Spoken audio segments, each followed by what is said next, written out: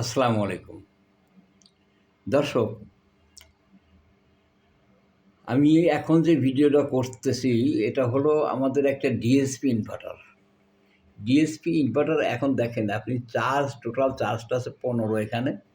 এখানে অ্যাম্পিয়ার মিটারেও আপনার 15ই আছে। ঠিক আছে? তো এখন আমার এসি বাইপাস আছে। এই যে 235 ভোল্ট এসি বাইপাস।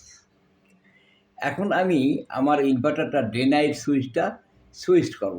দাও ডে নাইট সুইচটা সুইচ করো। সুইচ করলেই সে এসি চার্জ বন্ধ করে দিয়েছে।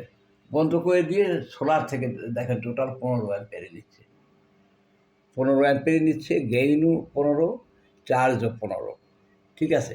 এটা আমি সোলার খুলে দিলেই সে সোলার যখন থাকবে না তখন আবার দেখবেন সে শিফট হয়ে যাবে। এই টোটাল চার্জটা আমার 15ই থাকবে। ডে নাইট সুইচটা হলো আপনার দিনে এসে যখনই সোলার পাবে তখন এসি চার্জটা কমপ্লিট বন্ধ হয়ে যাবে, যে কোনো ডিএসপি ইনভার্টারের ক্ষেত্রে।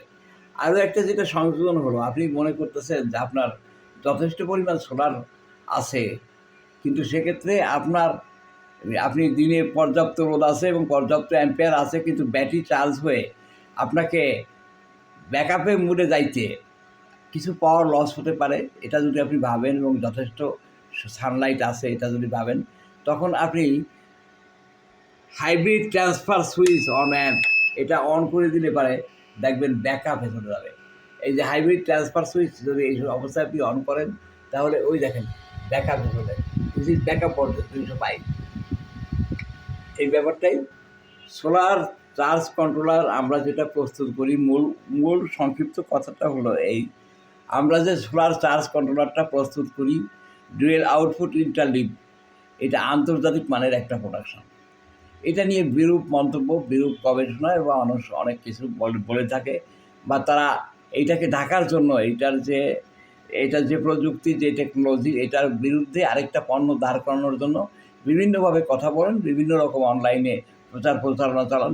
আসল ব্যাপারটা হলো এই, ইন্টারলিভ ডুয়েল আউটপুট এমপিপিটি একটা উন্নত মানের এমপিপিটি, এবং এটা আপনি যে কোনো অবস্থাতেই চার্জ নিয়ন্ত্রণ করবে। সে চার্জিং অ্যাম্পিয়ার 15ই থাকবে, কোনো রকম ভেরিয়েশন হবে না ইনশাল্লাহ। এটাই দেখালাম। আর তাছাড়া আপনি যদি মনে করেন যে সোলার আপনার পর্যাপ্ত অ্যাম্পিয়ার দিচ্ছে, আপনি ডিসপ্লেতে দেখতে পাবেন। সেটাকে আপনি যদি হাইব্রিড ট্রান্সফার সুইচ অন করে যদি ট্রান্সফার করে সারাদিন ব্যাকআপে চালাইতে চান চলবে। হাইব্রিড ট্রান্সফার সুইচে যখন সোলার থাকবে না তখন সে কাজ করবে না ইনশাল্লাহ। এটাই আমাদের সংক্ষিপ্ত বক্তব্য, আপনারা নিজেরা বুঝবেন।